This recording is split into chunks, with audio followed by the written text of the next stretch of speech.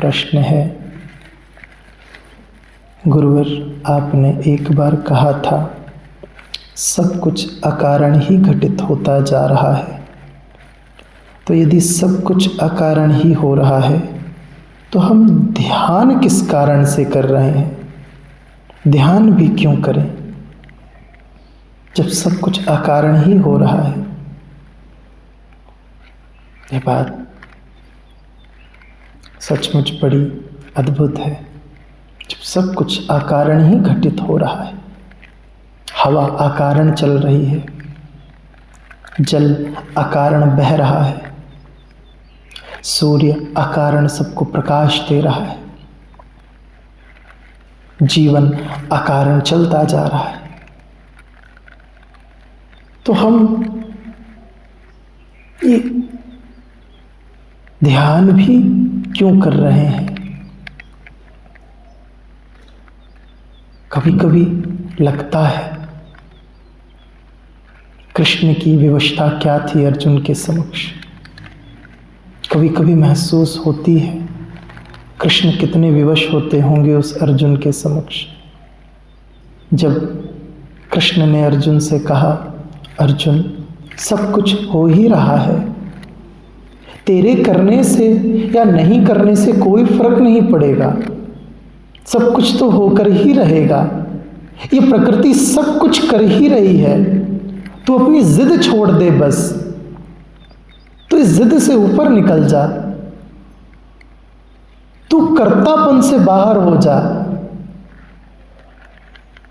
तो अर्जुन भी तुम्हारी तरह ही बोल पड़ा, तो मैं सब छोड़ छाड़ कर संन्यास ना ले लूं, जंगल ना चला जाऊं? जब सब अकारण ही है तो क्यों मुझे इस भीषण युद्ध में धकेलते हो माधव? क्यों मुझे जबरदस्ती तुम लड़ने की शिक्षा दे रहे हो? मुझे जाने दो, जब सब अकारण ही है तो कृष्ण ने कहा, यहां भूल हो गई अर्जुन, और जो अर्जुन से भूल हुई थी वही तुमसे भी हो गई। तुमने सुन लिया हमारी उस बात को, पर क्या वो तुम्हारे अनुभव से आया? तुमने पढ़ लिया उसे किसी पुस्तक में, पर क्या तुम्हारा वो अनुभव बना? तुमने अपने अनुभव से उसे पाया, महसूस किया कि सब कुछ अकारण घटित हो रहा है? मैं जबरदस्ती जिद करके अपने कारणों को बीच में ले आता हूं इस प्रकृति के, मेरी जिद इस प्रकृति के सामने आ जाती है और प्रकृति विवश हो जाती है। मैं जबरदस्ती जिद करने लग जाता हूं इस प्रकृति के समक्ष कि ऐसा ही होना चाहिए, भले मेरा सामर्थ्य नहीं है, भले मुझ में क्षमता नहीं है। नहीं, इस अकारण की बात नहीं हो रही है। तुम्हारी अनुभूति में नहीं घटा अभी वो। तुम्हें यहां से जाना है दूर दराज नागपुर, और हमने तुमसे कह दिया कि यहां से नागपुर 70 किलोमीटर है, तो मानकर बैठ मत जाना, जाकर देख लेना नागपुर। जब पहुंच जाओ तो कह देना हाँ 70 किलोमीटर है। सही कहा था गुरुवर ने, अच्छा हुआ उन्होंने एक दर्शन, एक दृष्टि दे दी। यही तो मुझे लगता ना जाने कितना दूर है। सुनकर ठहर मत जाना, अनुभूति तक पहुंचना। जब तक तुम्हारे अनुभव में ना आ जाए, प्राण प्राण से ना कहने लगे।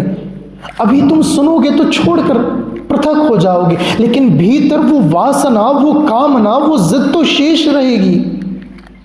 वो जिद, वो काम, वो वासना अभी कहां समाप्त हुई? वो करने की दौड़ अभी कहां छूटी? एक शब्द को सुनकर तुमने दौड़ लगानी चालू करी और दूसरे शब्द को सुनकर तुम ठहर गए।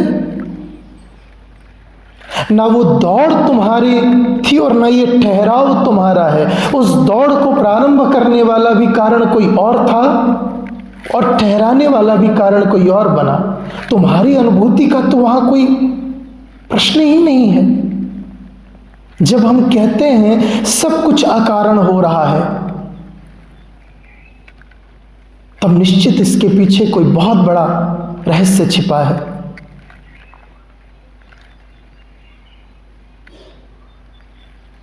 ये प्रकृति अकारण है। प्रकृति का अर्थ ही यही होता है, जो पूर्व से स्वतः कृत होती चली जा रही है। प्रकृति हमने अपनी वासनाओं के कारण निर्मित किए हैं। हमारे कारण ये सारे जन्म और मृत्यु के खेल चल रहे हैं।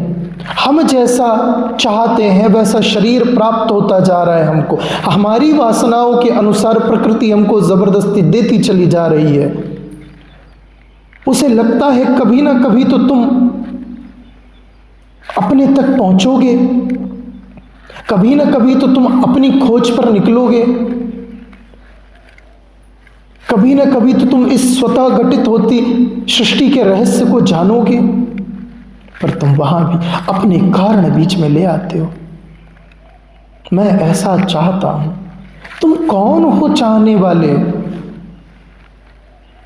तुम चाहते हो या तुमने जिन संस्कारों से, जिन विचारों को केंद्रित करके एकत्रित किया अपने मन में, वो मन चाह रहा है। परमात्मा अकारण है। अगर उसने यह सृष्टि किसी कारण से बनाई है तो उसके भीतर भी स्वार्थ आ गया है, और परमात्मा परम निस्वार्थ की अवस्था है। परमात्मा स्वार्थ नहीं हो सकता है, इसीलिए हम उसको कहते हैं परमार्थ, जो सभी स्वार्थों के परे है। उसने स्वार्थवश ये सृष्टि नहीं बनाई। तुमने अपने कारण से अपनी सृष्टि निर्माण कर ली। जब तुमने कारण प्रारंभ किया तो ये सब कुछ चलने लगा, और जिस क्षण तुम अकारण में स्थित हो जाओगे, दृष्टा बन जाओगे। अकारण का अर्थ छोड़ना नहीं है, सब कुछ को देखना है। करने की जिद गिर जाए, कर रहे हैं वो भी आनंद है, नहीं कर रहे हैं वो भी आनंद है।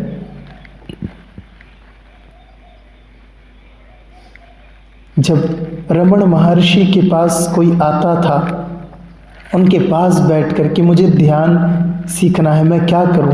तो कहते थे क्यों करना है तुमको, कुछ बहुत कर लिया तुमने, कुछ क्षण बिना किए बैठो ना, मत पूछो मुझसे क्या करना है, बस बैठ जाओ शांति से, बस शांति से बैठो, अकारण बैठो, कारण मत उत्पन्न करो यहां भी कि मैं ध्यान से मुझे क्या प्राप्त होगा, ध्यान से मुझे क्या मिलेगा। यहां भी कारण लेकर मत आओ, जिद लेकर मत आओ, अकारण आओ। यहां मंदिरों में तो तुमने कारण खोज रखे हैं जाने के, भगवान को तो तुमने पूरी जिद करके स्वार्थी बना ही दिया है। अपनी आत्मा से तो न्याय करो। परमात्मा के ऊपर तो तुमने बड़ा अत्याचार कर ही दिया है, आज तक करते ही आ रहे हो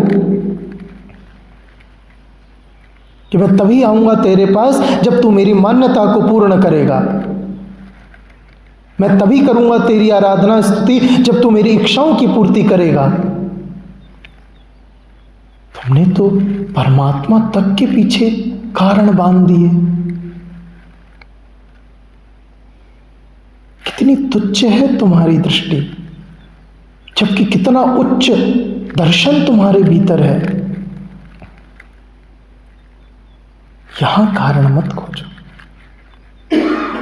यहां हम ध्यान में रोज यही तुमको बताते हैं, जब तुम कुछ भी करने की अवस्था में नहीं बैठते हो, जहां शरीर शांत होने लग जाता है, जहां तुम्हारा मन ठहरने लग जाता है, जहां बुद्धि का विकार गिरने लगता है, अहंकार शांत होने लगता है, वहां सब कुछ अकारण होता है। उस क्षण में वो अकारण तुम्हारे भीतर से प्रकट होता है, वो परमात्मा तुम्हारे भीतर से प्रकट होता है।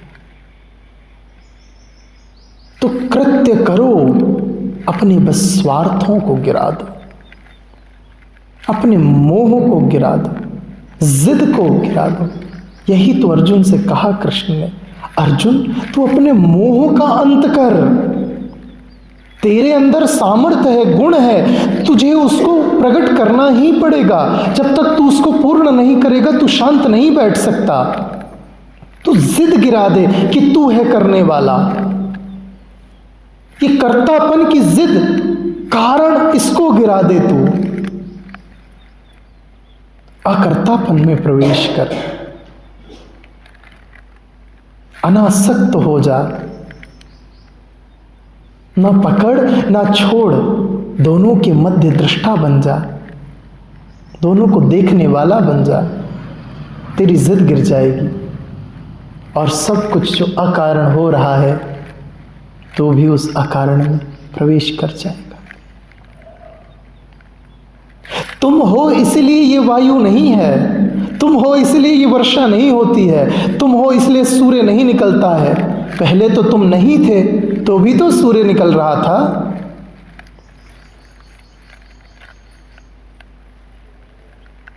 पहले तो तुम नहीं थे तो भी तो ये वायु चल रही थी। पहले तो तुम नहीं थे तो भी तो ये सब कुछ यथावत था।